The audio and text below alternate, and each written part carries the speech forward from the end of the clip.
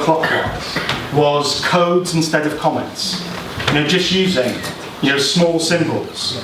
And actually, I didn't ever think of it. It sounds really simple. It is, and I'd never thought of it, which was annoying. But it started to save a lot of time. Because I knew, particularly my English essays, my U11 controlled assessments, they were all making the same mistakes over and over. My A-level essays, same mistakes. And I could just pare it right down to symbols. The other day, I saw, I can't remember who tweeted it, but there's now just coloured dots. People can't even be writing a symbol. That's too much. It's down to a coloured dot. I don't know who it was, but it's a really good idea. And that's one of those magpie things that saves me time rather than takes me time to produce. But it's about limiting what I do. On the far side, having a marking rota. I am, by nature, a Sunday marker. I kind of, I have to just push it to there. But I had to change that habit because I wasn't able to be effective more generally by taking all my Sunday marking essays every week. So I did have to stagger it through the week. And what I did, like my book, I just had those slots. It's probably not a sellable idea, but I started to wake up earlier and do a bit of marking. Yeah. But it gave me some of my weekend back, and that was family time with the kids, so it had its value. And it became an easy habit, actually. I'd have a coffee again. It's kind of running theme about coffee and my teaching practice.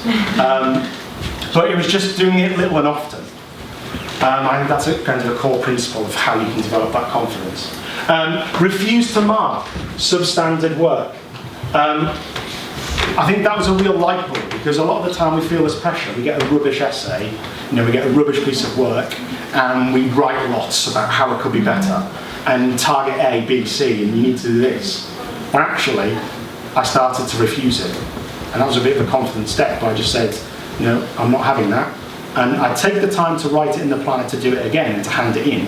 And it took a bit of time, and kids weren't doing it straight away because they weren't used to it, because other teachers weren't doing it. But once they knew that I was doing it regularly, they started to get in the habit of handing me in better work.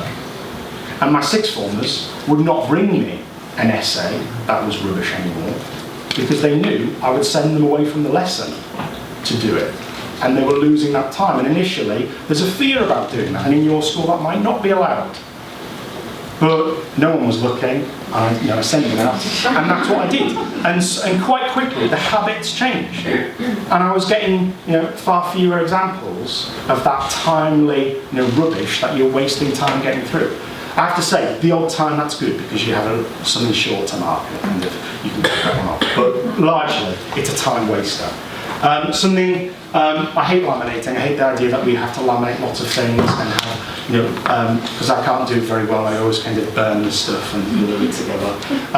But laminating the AOs, the outcomes, the mark scheme, and then just circling parts of it and getting students to engage with it and write down, saved me time. It was short, it was easy. Once I'd laminated it, it was ready. I could use it all year. Worked with at A-level, saved me time, it was useful. Investing in the time for peer assessment. I think peer assessment can work with a lot of training.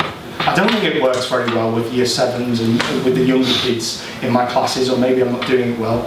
I think it works better with the older students. But I was working on that. Self-assessment, and then assessing the self-assessment. So I was looking at that area. Now, these all seems like a lot. Kind of maybe goes against the idea of just focusing on one thing, doing it really well. But they were all small improvements that were saving me time.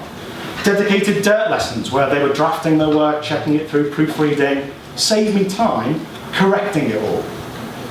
And actually it was better practice for them, and I needed to scaffold it and support them to do it well, because oftentimes they make mistakes because they don't realise they're making mistakes, but you can support them through that, and that saved me time. So that one area in 1 year I worked on, and it started to save me huge amounts of time. The other area, explanations, I've been working the last year, and I'm only developing it. I'm conscious of time. Yeah. You've got about minutes, so are we finishing? Well, we were running a little bit late. Matilda's obviously are at the door. I'll wind it. It's okay. Just that one with the gestures. I'm doing it now. I'm gesturing.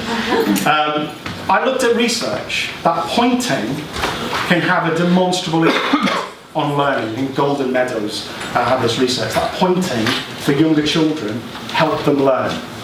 And that little bit of research, that little bit of practice of something we do unconsciously is something that I've started to work on. And it's those tiny things that no one notices, no one's stopping you do. If your head teacher walked in the room, they probably wouldn't notice it, but that you can develop, improve, hone, and it can make an impact. And it can make you a confident teacher, and it can help you reclaim that pedagogy. There's no time for questions.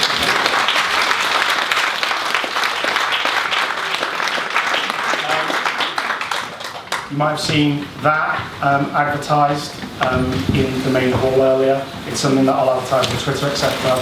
It's about looking for some best evidence.